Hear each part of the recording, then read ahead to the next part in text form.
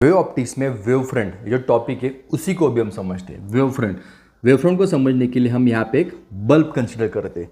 जैसे बल्ब का बटन हम ऑन करते हैं, हमें पता है कि लाइट राइट में भी जाती है, बल्ब के लेफ्ट में भी जाती है, बराबर है ना। बल्ब के यहाँ पे भी लाइट जाती है, यहाँ पे भी लाइट जाती है, ऊपर भी नीचे भी, मतलब बल्ब का बटन ऑन करते ही बल्ब की हर दिशा में लाइट चली जाती है।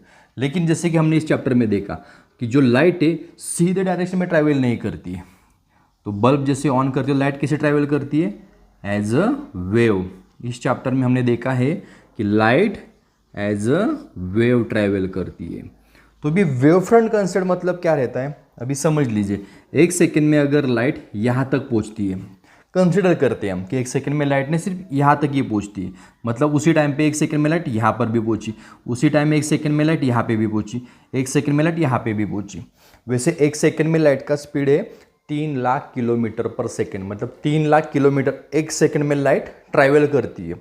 ओके, यहाँ पे भी हम सिर्फ कंसिडर कर रहे हैं कि एक सेकंड में लाइट समझ लीजिए यहाँ पे पहुँची, यहाँ पे पहुँची, मतलब एक ही टाइम पे इतने डायरेक्शन में पहुँच गए। और जैसे इन पॉइंट्स को हम कनेक्ट करते हैं इसी को वेव फ्रंट कहते हैं।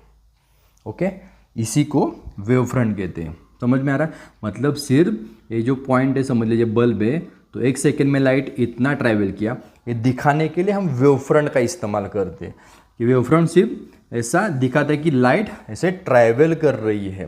क्योंकि हम ऐसे ऐसे हर टाइम पे तो ऐसे वेव्स निकाल नहीं सकते, उससे आप देख सकते हैं कि डायग्राम कितनी गंदी हो जाएगी। तो इसके लिए हम वेव फ्रंट का इस्तेमाल करते हैं, लाइट कैसे ट्रैवल कर रहे हैं दिखाने के लिए।